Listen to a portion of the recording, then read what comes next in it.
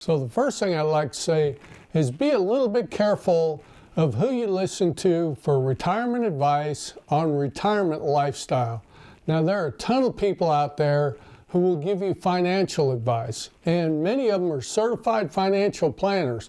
I'm not a professional financial planner, but you need to be careful when it comes to the lifestyle, because what I like to do, I like to take it from actual retirees like myself and other places that I've researched where it's real retirees talking. Believe it or not, Reddit is a pretty good platform where a lot of retirees talk about things. So anyway, let's get into a few good pieces of advice from actual retirees. And number one is you need to save as soon as possible. So for my younger viewers out there, you know what? If you're not heavy into saving right now, look into it. Look into it very hard. You may want to go out and get the advice of a certified financial planner. Normally they can put you together a plan for between $500 and $1,000 and give you some good guidance as to how much you should be saving to reach the goals that you want to reach. And what are some of the best ways to save? Well, number one is probably, through your employer, a 401k plan. And you can do a traditional or a Roth, and there's, pros and cons to both of those. I would say if you're younger, if you're in the first part of your career, I would invest more in the Roth than I would the traditional, but again, I would look at getting some professional advice on that. Another thing you can do if your employer doesn't offer it, or if you're self-employed, you can start an IRA, an individual retirement account. And a lot of employers offer what's called a HSA, or Health Savings Retirement Account. And that's also another way that you can invest in some savings. So don't forget about that HSA if it's offered to you.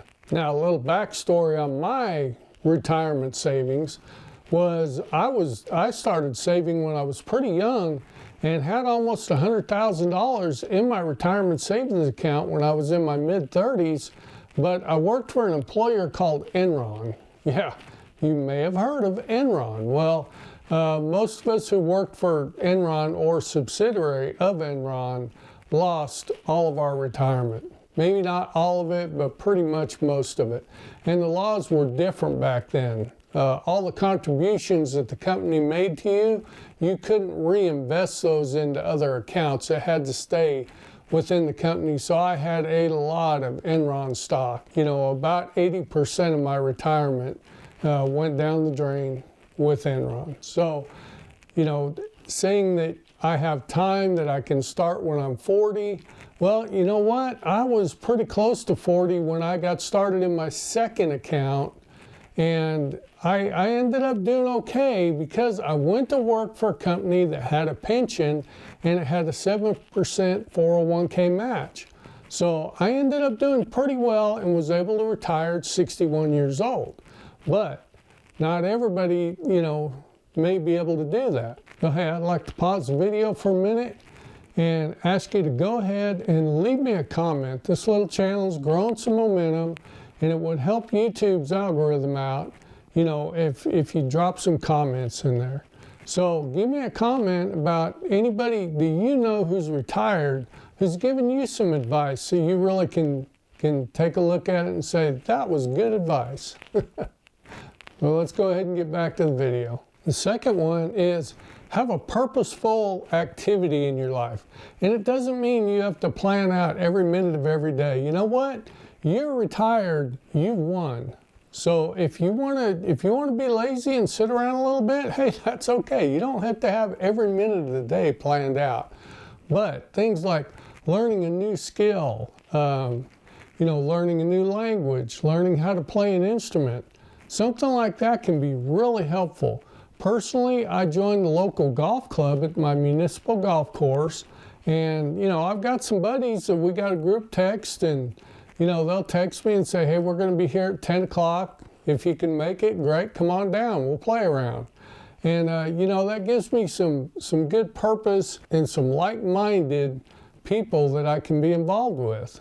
Number 3 is know what type of lifestyle that you're going to be in. Yeah, that one can be pretty tough because you got to be able to predict how much money you're going to spend and what your cash flow is going to look like in retirement. For one thing, it's going to depend on how you're going to do your health insurance if you're going to retire before Medicare. You know, if you're going to rely on the Affordable Care Act, you're going to have to keep your income down pretty low. So you got to take a look at things like that. Are you going to relocate when you retire? You know, are you going to move to Florida? Are you going to move to California? Are you going to have to relocate into a place like, say, if you live in, Dallas-Fort Worth Metroplex, are you going to have to relocate somewhere where the cost of living is cheaper? You know, those are decisions that you have to make before you actually retire and hopefully pull the trigger on some of that. You know, some of the other things that you need to look at, maybe a little more short term, is are you going to need a new car? I ran into that one. You know, we ran into it and decided, you know what, we really are going to need a new car when we retire. And that caused us to work, for me to work one more year. So are you going to need a new car? Are you going to need house repairs? Do you need a new roof on your house? You know, things like that. A tax strategy. You got to figure out, you know, which tax bracket are you going to fit into. That can make a lot of difference into how you're going to invest your money and how you're going to withdraw your money. All right, number 4, don't try to compare yourself to others that are in retirement. Yeah, that can get you in trouble in a hurry. If you're going to start comparing yourself to how many vacations you take versus how many vacations they take, you know, they're doing big new house renovations, so I'm going to put in a new pool for the grandkids. You know, you got to be careful. You got to live within your budget. Remember, retirement planning is very serious and you've got to stick to it. So don't compare yourself to others and try to keep up with the Joneses, as they say. You know what? Live your retirement. And you know, those that you're comparing yourself to, you don't know how good a job they did in their retirement planning. They may blow through a lot of their money up front and then figure out, you know, a couple years in retirement, whoa, we got to slow this thing down or we're going to run out of money. So be careful who you talk to, who you compare yourself to, and work your plan and work your budget. And number 5 is retire as soon as you're ready. Now you notice I didn't say retire as soon as possible. Retire as soon as you're ready, because when you retire, a big part of retirement that I found in my first year is being comfortable and being satisfied with my retirement. If you're going to retire and you're going to push it and you're not going to be secure and you're not going to be comfortable, then maybe it isn't the right time for you to retire. So you know what? You don't want to put it off inevitably, right? You don't want to work another 3 years saying, the time's just not right. And we talked a little bit about that earlier in the video, because that can easily turn in 3, 5, 7 years. Well, those are 3, 5, and 7 of the youngest, healthiest years that you're going to have in your life. Remember, you'll never be as young as you are today. All right, number 6 is maintaining your health. And I run into that myself. A good portion of my career was in a very high-stress job. Yeah, I gained a little bit too much weight. My high blood pressure was up way too high. And I kind of neglected my health. And do I regret it? Yes, actually I do, but I don't have any major regrets. But I wished I had taken care of myself and focused a little more on me than on my employer, and it may have helped me out here in my older years.